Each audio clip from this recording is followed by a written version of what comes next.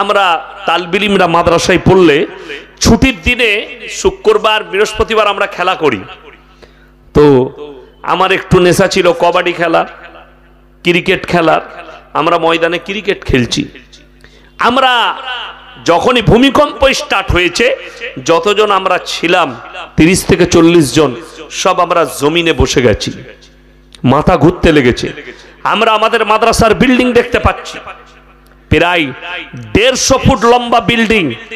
সেই বিল্ডিং সাপের মতো লড়ছে, সাপ যেভাবে নড়ে ওইভাবে নড়ছে। আমরা বুঝতে পেরেছি ভূমিকম্প। আমরা দোয়া পড়তে শুরু করে দিয়েছি, আজান দিতে শুরু করে দিয়েছি, আল্লাহু আকবার পড়ছি। ভূমিকম্প কেটে গেল। এসে দেখলাম মাদ্রাসায় কোথাও কোথাও চিরিক ফাট হয়েছে। বাথরুমে যে ছিল বাথরুমে পড়ে গেছে, উঠতে পারেনি। যে যেখানে ছিল সেখানে বসে গেছে। কিছুক্ষণ পরে খবর আসছে, কচবুজ বলে একটা জায়গা আছে গুজরাটের, কচবুজ, সেখানকার ফটো এলো। তাক লেগে গেল মাথায়। মনে হচ্ছে যেন কেউ হাতে করে ধরে বড় বড় যেমন পাথরের চাং হয়, তলাকার মাটি ওপরে করে দিয়েছে। মসজিদ দাঁড়িয়ে আছে, মসজিদের পাশে 5 তলা বিল্ডিং মাটির তলায়, তার পাশের বিল্ডিং মাটির তলায়।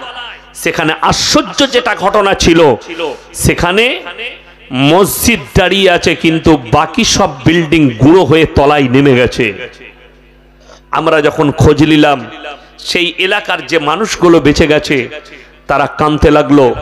সেখানে উলামারা সফর করলেন, আলেমরা গেলেন জায়জা করতে। সেখানকার মানুষরা এত মারাত্মক কথা বললেন যে হুজুর, এই এলাকার মানুষ মসজিদের পাশে বসে মদ পান করত, মসজিদের পাশে বসে তারা লটারি ব্যবসা করে, মসজিদের পাশে বসে টাস খেলায়, মসজিদের পাশে গরু বাঁধে, মসজিদের দেওয়ালে ছাগল বাঁধে, নামাজ কেউ পড়তে আসে না। আল্লাহ ধ্বংস করেছেন। আমার বন্ধুগণ, আপনারা দেখেছেন মায়ানমারের আং সান সুকি সরকার রোহিঙ্গা মুসলমানদের উপরে বুলডোজার চালিয়েছে, তার মিলিটারি, তার শাসন। বাচ্চা ছেলে তার গলায় পা দিয়ে তাকে মার্ডার করে দিয়েছে, পেটে পা দিয়ে দাঁড়িয়ে গেছে। বাচ্চা মেয়ে 5 বছরের চোখের সামনে তার মাকে রেপ করে লজ্জাস্থানে তলোয়ার ভরে ফেলে দিয়েছে মায়ানমারের আং সান সুকি সরকার। সে এখন রাজত্বে নেই, জেলের কুঠরিতে আছে আং সান সুকি। আমার বন্ধুগণ, সেখানে নির্মল ভাবে অত্যাচার চালিয়েছে রোহিঙ্গাদের উপরে। রোহিঙ্গারা বাংলাদেশে পালিয়ে এসছে।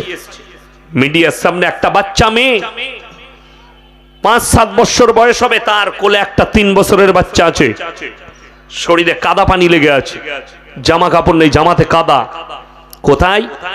বলে আমি জঙ্গলের ভেতরে ভেতরে আমি হেঁটে এসেছি, পানি পাইনি। আমার এই বোন কান্না করেছে, আমি গাছের কচি কচি পাতা ছিঁড়ে তার মুখে ভরেছি, নালার পানি পান করেছি। গোটা পৃথিবী নীরব হয়ে তাকিয়ে দেখেছে তাদের হত্যা লীলা। আমি আমার উস্তাদে মহতারাম দারুল উলুম দেওবন্দের উস্তাদ হযরত মাওলানা মুফতি ইউসুফ সেফতাউলি, হাদিসের উস্তাদ, আমি জিজ্ঞেস করলাম, হযরত आप तो म्यांमार जाते रहते हैं, बांग्लादेश का सफर होते रहते हैं, इसके बारे में आप क्या कहना चाहते हैं? वहां का मुसलमान कैसे हैं? उन्हीं अजीब व गरीब कथा बोलें को वो जो रोहिंगा मुसलमान है, ना इन लोगों के पास दीन है, ना ये लोग नमाज पढ़ता था, ना ये लोग दीन के ऊपर टिके हुए थे। এদের কাছে কিছুই ছিল না, যেমন একটা জঙ্গলি আদিবাসী বসবাস করে এরকম ভাবে তারা জীবন যাপন করছে। তাদের কাছে হারাম হালালের কোনো বিচারই ছিল না, তারা দিন ছিল না তাদের মধ্যে, তারা আল্লাহকে চিনার পরেও চিনতে পারত না। আমার বন্ধুগণ, আল্লাহর আযাব তাদের কাছে পৌঁছেছে। মাথায় রাখবেন, যখন কোন জাতি আল্লাহর দিন থেকে সরে যাবে, কোরআনে আছে, যখন আল্লাহর হুকুম থেকে সরে যাবে, নবীর আদর্শ থেকে সরে যাবে, আমি আল্লাহ তাদের কাছে অত্যাচারী জালিম বাদশা পাঠিয়ে তাদের কাছে বদলা নেব। আপনি মাথায় রাখবেন, আপনার দেশের যে জালিম সরকার যারা মুসলমানদের উপরে বুলডোজার চালাতে চাইছে, ওটা তোমার আমলের বদৌলতে। আপনার আমার আমল ওটা বলছে। আপনার আমার আমল ঠিক হলে সব ঠিক হয়ে যেত। রাসূল আকরাম সাল্লাল্লাহু আলাইহি সাল্লামের হাদিস, আখরি জামানায় তোমরা দেখতে পাবে তোমার উম্মত উম্মতিদের মধ্যে এক শ্রেণীর মুসলমান তারা মুশরিক আর কাফের হয়ে যাবে। আপনারা জানেন ভারতবর্ষে যে মুসলমান আছে, বাংলাদেশে অতগুলো মুসলমান নাই।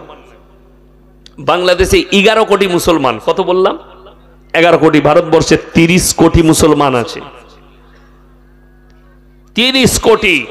ভালো ভালো দেশে নেই, বড় বড় দেশ ইন্দোনেশিয়া, মালয়েশিয়া, বড় বড় দেশে এত মুসলিম নেই যতটা ভারতবর্ষে আছে, বৃহত্তম দেশ। আপনি ভেবে দেখুন, মুসলমান রাজত্ব করেছে 850 বছর এই ভারতের মাটিতে, রাজত্ব কেন চলে গেল? তাকিয়ে দেখুন পৃথিবীর ইতিহাস খুলে। অটোমান সাম্রাজ্য, সুলতান আইয়ুবী, এই অটোমান সাম্রাজ্যের পতন হয়েছে তাদের নিজের দোষে, তাদের আমলের কারণে। আর তাদের পতন ঘটেছিল লাল সাগরে, পতন ঘটিয়েছিল ইতালির সাম্রাজ্য। তারা তাদের পতন ঘটালো কেন? তাদের আমলের কারণে। তারা আইয়াসি হয়ে গিয়েছিল। আমাকে একজন বলল, গর্ব করে বলছে, জানেন নবাব সিরাজউদ্দৌলা এমন বাদশা ছিলেন, এমন রাজা ছিলেন, এমন একজন রাজা ছিলেন, তিনি এক টিন ঘিয়ে একটা পরোটা ভেজে খেতেন, তারপরে সেই ঘিটা গঙ্গায় ঢেলে দিতেন। আমি বললাম, আল্লাহর কাছে হিসেব দিতে হবে যত বড়ই বাপের বেটা রাজা হোক। যদি এই ঘটনা সত্য হয়, যদি এই কাজ করে থাকে, আমার বন্ধুগণ, আমার ভাই, আপনারা কি মনে করছেন যারা গ্রামের বিচার করেন, যারা নেতা আছেন, যারা গ্রামের শাসন পেয়েছেন, যারা দেশের শাসন পেয়েছেন, কিয়ামতের দিনে আল্লাহ সবথেকে কঠিন হিসেব যেটা নেবেন সেটার নাম হচ্ছে হক। কিসের বললাম? হকের। কেউ বাপের হক মেরেছে, কেউ মায়ের হক মেরেছে, কেউ চাচার হক মেরেছে, কেউ প্রতিবেশীর হক মেরেছে, আল্লাহ কঠিন হিসেব নেবেন। কেউ কোন বান্দা, আপনি নামাজ কম পড়েছেন, আমলটা কম আছে, নামাজ কার হক? আল্লাহর হক।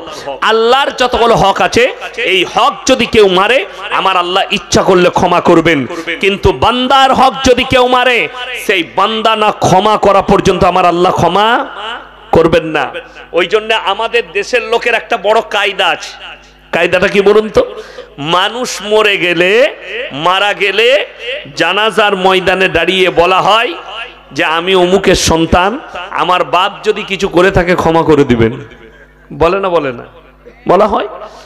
ঋণ যদি থাকে আমাদিকে বলবেন, আমরা পরিশোধ করব।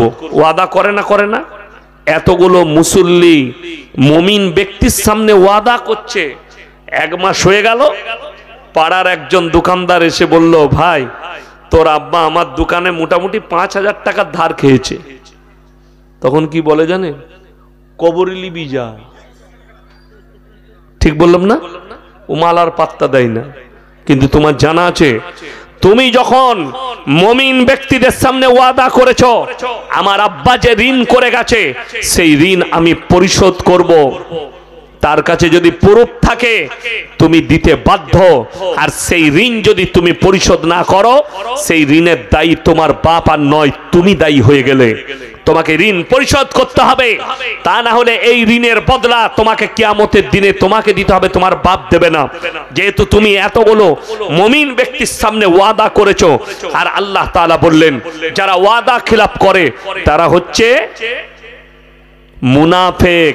মুনাফিকদের আলামত হচ্ছে ওয়াদা খিলাফ করা। ওই জন্য জলসায় আপনি টাকা দিচ্ছেন, মসজিদে মাদ্রাসায়, ঠিক আছে, ওয়াদা করে ওয়াদা খিলাফ করবেন না, তাতে আপনি দিবেন না তাও ভালো। 100 টাকা দেন, 1000 দিবার দরকার নাই, কিন্তু দিবেন। অনেকজন জলসায় জোসে লিখে দিলে 5000 টাকা হুজুর লিখে দিলে, এখন মসজিদ কমিটির চপ্পল ছিঁড়ে গেল তার কাছে টাকা আদায় করতে করতে। ঠিক বললাম না ভুল বললাম? কেন ওয়াদা করবেন? আপনার জানা আছে ওয়াদার কি, ওয়াদার গুনাহ কি? কিয়ামতের দিনেও আপনাকে ওয়াদা আদা করতে হবে। যেহেতু আপনি ওয়াদা করেছেন, এতগুলো মুমিন ব্যক্তিকে সাক্ষী রেখে আমাদের মুসলমানরা খালি মনে করে আমি মুখে দাঁড়িয়ে একটা কথা বলে দিলাম, এটার ভ্যালু না দিলেও চলবে। ভ্যালু দিতে হবে আপনাকে। এটা ইসলাম, এটা ছেলে খেলার কোনো ধর্ম নয়। ওই জন্যই তো নবী মুহাম্মদ সাল্লাল্লাহু আলাইহি সাল্লাম পৃথিবীর শ্রেষ্ঠ ব্যক্তি, ইসলাম শ্রেষ্ঠ ধর্ম। আল্লাহর কাছে পৃথিবীতে যতগুলো মানোনীত ধর্ম আছে, ইসলাম ছাড়া একটা ধর্মও আমার আল্লাহর কাছে মানোনীত নয়, ইসলাম ছাড়া। এটা মাথায় রাখবেন আমার বন্ধুগণ, আমার ভাই। সবাই আজ থেকে নিয়ত করুন তো আমরা মুমিন হব ইনশাআল্লাহ। হাত তুলে বলুন মুমিন হব ইনশাআল্লাহ। হ্যাঁ, নিয়ত করুন মুমিন হব। আর মুমিন হতে গেলে সর্বপ্রথম জীবনে ত্যাগ স্বীকার করতে হবে। ত্যাগ, ত্যাগ কাকে বলে জানেন? ত্যাগ কুরবানি, ইসলামের ভাষায় কুরবানি। আমরা কুরবানি করি না? কুরবানি মানে কি? ত্যাগ। চুপ করুন, আনুক চা, অসুবিধা নাই। কুরবানি মানে হচ্ছে ত্যাগ। আর আমরা মনে করি কুরবানি মানে মাংস খাওয়া, তাই না? ওই জন্যই তো আমাদের অনেক যুবক আছে, এখনকার ছেলেরা কজন নামাজ পড়ে তো 3 দিন 4 দিন নামাজ পড়ছে, 10 দিন নামাজ পড়ছে, দিয়ে বলছে আমার বাপ দাদুরা তো নামাজ জানতো না, সেরকম কোরআন হাদিস বুঝতো না, আমরা বেশি বুঝি। বলে না, বলে না অনেক ছেলে। আমি বলে যাচ্ছি, তোমার বাপ সূরাটা ভালো করে পড়তে পারতো না, দোয়াটা ভালো জানতো না, মসজিদে গিয়ে মাথা ঠুকেছে। কিন্তু জানেন, কোরআনকে জিজ্ঞেস করুন, সাবিকুন আস-সাবিকুন উলাইকাল মুকাররাবুন ফি জান্নাতিন নাঈম সুল্লাতুম মিনাল আউয়ালিন ওয়া কালিলুম মিনাল আখিরিন। হে নবী বলে দাও, তোমাদের মধ্যে থেকে অল্প সংখ্যক আর তোমাদের পূর্ববর্তীদের মধ্যে থেকে বেশি সংখ্যক লোক জান্নাতে প্রবেশ করবে। তোমার বাপদাদাদের মধ্যে বেশিরভাগ লোক জান্নাতে যাবে। কেন? আগেকার যুগে, এই যারা আমার বাপের বয়সী আছেন আপনারা শুনবেন, আগেকার যুগে এই আমার বাপ চাচারা, এরা নিজেদের বাড়িতে গরু পেলে তারপরে কুরবানি দিত। ঠিক বললাম না? বাড়ির গরু। আর এখন কি, কালকে কুরবানি, পরশু কুরবানি, আজকে হাটে গিয়ে একটা গরু কিনে নিয়ে আসছে। সেই প্রাণীটার উপরে মহব্বত হবে? হবে না। কুরবানি হচ্ছে মাংস কাটছেন কুরবানির দিনে, মাংস টুকরো যেন লুঙ্গির তলায় না চলে যায়। কথাটা বুঝতে পেরেছেন আমি কি বলছি?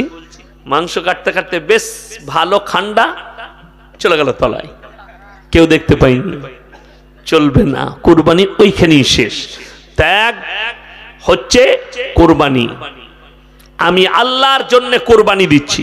আমাদের দেশের লোক তো রেডিমেড কুরবানি দেয়, রেডিমেড কুরবানি, কালকে আজকে নিয়ে এলো, কালকে কুরবানি না। মিনিমাম আপনার বাড়িতে 1 মাসও তাকে খাবার খাওয়ান, বাড়িতে পালুন, তার উপরে আপনার মহব্বত জাগুক সেই প্রাণীটার প্রতি। ওই জন্যই তো বলছি, আপনার বাপ দাদারা কি আমল করেছে, আপনি কি করছেন? শুধু তাই নয়, আপনি বলছেন হুজুর আমরা তো নামাজ পড়ছি, রোজা রাখছি। মারাত্মক কথা শুনেলেন। নামাজ তুমি পড়ছো কিন্তু ভাইয়ের সঙ্গে কথা নেই, নামাজ তুমি পড়ছো মায়ের সঙ্গে ভালো ব্যবহার নেই, নামাজ তুমি পড়ছো বোনের সঙ্গে ভালো ব্যবহার নেই, নামাজ তুমি পড়ছো পরিবারের সঙ্গে ভালো ব্যবহার করো না। আজকে তো ভাইয়ে ভাইয়ে কথা নেই, মা বেটাতে কথা নেই, যায় যায় কথা নেই, বুনে বুনে কথা নেই, প্রতিবেশীর সাথে কথা নেই। ঠিক বললাম না ভুল বললাম? অথচ সে মসজিদে ফার্স্ট কাতারে নামাজ পড়ছে, জান্নাতের আশা করে বসে আছেন, জান্নাতের খুশবু পাবেন নাকি সন্দেহ আছে। আপনি ভালো করে নিজেকে তৈরি করুন। আমরা তো ইসলাম মানে কি বুঝেছে? নামাজ, রোজা, তাসবিহ, তেলাওয়াত, হজ, যাকাত, এইটাই ইসলাম। ভুল। ইসলাম শুধু এটা নয়, মাথা থেকে পা পর্যন্ত পরিপূর্ণ একটা জীবন ব্যবস্থার নাম ইসলাম। সেই জীবন ব্যবস্থার ভেতরে আপনার চলা, আপনার উঠা, আপনার শোয়া, আপনার খাওয়া, আপনার বাথরুমে যাওয়া, আপনার বাজারে যাওয়া, আপনার পারিবারিক জীবন, সাংসারিক জীবন, অর্থনৈতিক জীবন, রাজনৈতিক জীবন, পুরোটাই হবে নবীজি সাল্লাল্লাহু আলাইহি সাল্লামের আদর্শ মোতাবেক। আজকে কষ্ট লাগে, আপনি বলছেন আমি ইমানদার। কেমন ইমানদার? রাজা কেমন হওয়া দরকার, নেতা কেমন হওয়া দরকার, আমি খালি ছুঁয়ে যাচ্ছি। এই জন্যই বলছি, রাগ করবেন না। আপনি আমার মুমিন ভাই, আপনি একজন নেতা, আপনি আমাদের চোখের সামনে জাহান্নামে যাবেন, এটা কিন্তু দৃষ্টিকটু। ঠিক কি না? কথা বলেন। কষ্ট হবে। অনেক জনের আমার কথা গায়ে লাগবে, আপনি রাতে শুয়ে ভাববেন। আচ্ছা বলুন তো, যে চুরি করে সে অন্যায় কাজ করে না ভালো কাজ করে? অন্যায় কাজ। তাইলে আপনি যদি চুরি করে থাকেন, আপনার দিল আপনাকে বলবে আপনি অন্যায় করেছেন, আপনি ইস্তেগফার করুন আল্লাহর কাছে। কালকেই আপনাদের নদিয়ায় প্রশ্ন দিয়েছিল যে রাজা কেমন হবে, দেশ চালানেওয়ালা কেমন হবে। আল্লাহ এই জন্যই দাঁড় করাবেন। নবীজি সাল্লাল্লাহু আলাইহি সাল্লাম তিনাদের সাহাবীরা রাজত্ব দেখিয়ে গেছেন। দিল্লির পার্লামেন্টে দাঁড়িয়ে দিল্লির প্রাক্তন মুখ্যমন্ত্রী অরবিন্দ কেজরিওয়াল তিনি বলেছিলেন যে এই ভারতের মাটিতে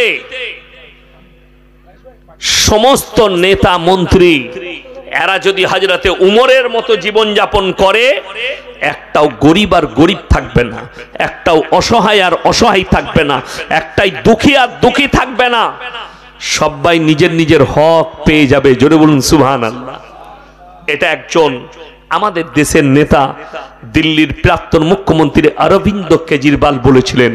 আমার বন্ধুগণ, হযরতে উমর কেমন নেতা ছিলেন, তিনি কেমন রাজা ছিলেন, তিনার নেতৃত্ব শুনলে আপনার দিল ভরে যাবে যে নেতৃত্ব তো এইরকমই হওয়া দরকার। হযরতে উমরে ফারুক রাদিয়াল্লাহু তাআলা আনহু যেদিনে আমিরুল মুমিনিন হলেন, আরবের গভর্নর, সেদিনে তার পরের দিন সকালবেলায় ফজরের নামাজ পড়ে তিনি তিনার ব্যবসার মালগুলো নিয়ে বেরিয়ে যাচ্ছেন। অনেকজন বলে না যে ইমামতি করে বেতন কোথায় লেখা আছে লিয়া যাবে? অনেকজন বলে, জিজ্ঞেস করে না? তাদেরকে বলছি আপনি মূর্খ। ওই জন্য কোরআন হাদিসের একটু জ্ঞান অর্জন করুন। হযরতে ওমর ফারুক বললেন, আমি যদি ব্যবসায় না যাই আমার সংসার কি করে চলবে? সাহাবীরা বললেন, আমাদেরকে দিন শিক্ষা কে দেবে? উনি বললেন, আমার সংসার কি করে চলবে? তখন সাহাবীরা মাশওয়ারা করলেন, আমরা চাঁদা তুলে বাইতুল মাল থেকে আপনাকে বেতন দেওয়া হবে, আপনি ব্যবসা ছেড়ে দেন, আপনি আমাদেরকে খালি দিন শিক্ষা দিবেন আর ইসলামের প্রচার করবেন। বলুন সুবহানাল্লাহ। বেতন তো সেই দিন থেকে স্টার্ট হলো যেদিন থেকে উমর ফারুক রাদিয়াল্লাহু তাআলা আনহু গভর্নর হলেন। হযরতে উমরকে বেতন শুরু করলেন। আমার বন্ধুগণ, আমার ভাই, হযরতে উমরে ফারুক রাদিয়াল্লাহু তাআলা আনহু দেশ চালাচ্ছেন, রাজত্ব করছেন। বিচার এলো কার? সন্তানের। তার বেটার বিচার এলো, আপনার সন্তান এই ধরনের পাপ করেছে, বলে এক কাজ করো, একে গাছে বেঁধে দাও। সমস্ত সাহাবীরা বললেন, হে আমিরুল মুমিনিন, এটা আপনার সন্তান। তিনি ধমক দিলেন, শোনো, আজকে যদি আমার বেটা গভর্নরের বেটা হিসাবে একে ছেড়ে দাও, এর থেকেও বড় পাপে লিপ্ত হবে, এর থেকেও বড় অন্যায় করবে। গায়ের জোর দেখিয়ে নেতার বেটা হিসাবে, তাই ইসলামী শরিয়ায় যে আইন আছে, যে শাস্তি আছে, আমার সন্তানকে দাও। তাকে কোড়া মারা হয়েছিল, হযরতে উমর মারা করিয়েছিলেন। জোরে বলুন সুবহানাল্লাহ। তিনি গভর্নর, তার বেটাকে কোড়া মারা হলো, অন্যায় করেছে। গোটা পৃথিবীতে রমরমা পড়ে গেল। কিসের রমরমা? কিসের রমরমা? যে পৃথিবীতে আরব দুনিয়ায় এমন একজন গভর্নর হযরতে উমর, তার মতো রাজা, তার মতো গভর্নর পৃথিবীতে কেউ নেই। মিশরের বাদশা চলে এলেন সফর করে, এত নাম, আমি মিশরের বাদশা, আমাদের এত নাম নেই কেন? আরবের বাদশা উমরের এত নাম। তার দরবারে এলেন, হযরতে উমরের দরবারে ঢুকে উমরকে বললেন, হে উমর, তুমি নিশ্চয়ই আমাকে চিনো। বলে, তোমার নাম শুনেছি, তুমি মিশরের বাদশা, বলো কি ব্যাপার? বললে, তোমার এত নাম, তুমি কিভাবে রাজত্ব চালাও আমি দেখতে এসেছি। বলে, এটা যদি জানতে চাও, জোহরের পরে আমার বাড়িতে একবেলা তোমাকে দাওয়াত নিতে হবে খাবারের। বলে, আমি রেডি আছি, কখন খাওয়াবেন? বলে, ঠিক আছে, চলো। জোহরের নামাজ পড়ে বেটা আব্দুল্লাহকে বললে, আব্দুল্লাহ দস্তরখান লাগাও। দস্তরখান লেগে গেছে। এরপর সেখানে এসছে জবের রুটি, হাতে করে তাবড়িয়ে মহিলারা রুটি বানাতেন তখন জবের আটার রুটি, আর ছিল জাইতুনের তেল। এই দুটো জাইতুনের তেল দিয়ে ডুবিয়ে খাবে, আর কোনো খাবার নেই। মিশরের বাদশা বললেন, হে ওমর, তুমি এত বড় আরব দুনিয়ার গভর্নর, তোমার দস্তরখানে এমন খাবার কেন? হযরতে ওমর বললেন, তুমি কি খাও? তোমার দস্তরখানে কি থাকে? বলে, আমার দস্তরখানে দুম্বার মাংস, উটের মাংস পাবে, বকরির মাংস পাবে, আখরোট, মুনাক্কা, কাজু, কিশমিশ, পেস্তা, বাদাম পাবে। বললে, তুমি যে খাবার খাও তোমার প্রজারাও কি সেটা খায়? বলে, আমি তো সে খোঁজ রাখি না। হযরতে ওমর বললেন, আমি ফজরের নামাজ পড়ে আমার সৈন্যদিকে বলি, তোমরা যাও প্রত্যেকটা বাড়িতে খোঁজ নাও। আমার যে শহরটা আছে এই শহরে বেশিরভাগ মানুষের বাড়িতে জাইতুনের তেল আর রুটি, আর কোনো খাবার নেই। আমার প্রজারা জাইতুনের তেল আর রুটি খাবে। আমি ওমর যদি ভালো মন্দ খাই, কিয়ামতের দিনে আমি আল্লাহকে কেমন করে জবাব দেব? জোরে বলুন সুবহানাল্লাহ। আমার প্রজারা আজকে জাইতুনের তেল আর রুটি খাচ্ছে, আমি তাই খাচ্ছি। আমি প্রত্যেক দিন খোঁজ নিই আমার প্রজারা কি খাচ্ছে। রাসূল আকরাম সাল্লাল্লাহু আলাইহি সাল্লামের হাদিস, যারা বড় লোক আছেন হাদিসটা শুনে যান।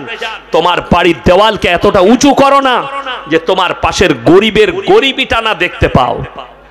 আপনার জন্য উচিত, রাতের বেলা আপনি খানা খেতে বসেছেন, আপনার বিবিকে বলতে হবে, সন্তানকে, হ্যাঁ রে, পাশে ওদের বাড়িতে আজকে রান্না হয়েছে, দেখ বাচ্চা বাচ্চা ছেলে আছে, রান্না হয়েছে, নাহলে এক কাজ করো, 20টা রুটি দিয়ে এসো, 10টা রুটি আর একটু তরকারি দিয়ে এসো। এইটা হচ্ছে মুমিনদের আখলাক।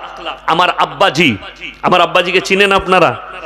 মোল্লা শওকত আলী মাজাহিরিকে, ওনারও জলসা আছে মোবাইলে। উনি আমাকে একদিন বলছিলেন মাদ্রাসায় মাদিকে, যে আমি যখন এই গ্রামের ইমাম ছিলাম, আমার এমনও মুক্তাদি ছিল, এমনও ইমানদার মুক্তাদি ছিল, ফজরের নামাজ পড়ে মালদার মুক্তাদি সকল গরিবের চুলায় পা ভরে দেখতো নামাজের পরে। তখন দেখবেন খড়ে রান্না হতো, খড় জানেন তো আপনারা, ধান কাটা খড়ে রান্না, তো পা ভরে দেখতো। যার চুলাতে আগুন থাকতো বুঝতে পারতো এর বাড়িতে আজকে রান্না হয়েছে, যার চুলায় আগুন থাকতো না বুঝতে পারতো এর বাড়িতে রাত্রে রান্না হয়নি। বাজার ঘাট করে তার দরজায় নামিয়ে দিয়ে চলে যেত। বলুন না সুবহানাল্লাহ। এইটাই তো মুমিনদের আখলাক, রাসূলের আখলাক। আর এখন গরিবের ঘরে খাবার নামানো তো দূরের কথা, দুটো বেগুন রাখা থাকলে ওগুলো ঘুরিয়ে নিয়ে পালিয়ে যাবে। ঠিক বললাম না ভুল বললাম? ফাঁক পেলি ও বেগুনও পালাবে। কষ্টের বিষয়। আমার বন্ধুগণ, আমার ভাই না, চলুন সবাই হকের উপরে টিকবো। জোরে বলুন ইনশাআল্লাহ। আল্লাহর কসম করে বলছি, হকের জিত আছে, না হকের কি আছে? জিত আছে, জিত নেই। কেন বলে দিই হকের জিত? দেখুন, আমি জলসা করছি, আপনারা মোবাইলে দেখেছেন, মুর্শিদাবাদ জেলায় এক জায়গায় আমার সঙ্গে চরম বিবাদ হয়েছে দোকান বসানো নিয়ে, মেলা বসানো নিয়ে। মোবাইলে দেখেছেন? তার দেখেনি। আমি অনেক খারাপ ভাষাও ইউজ করেছি, সেখানে অনেকজন খারাপ মন্তব্যও করেছে। যাই হোক, ভাষাগত দিক আমার ভুল ছিল, কিন্তু আমার প্রতিবাদ ঠিক ছিল।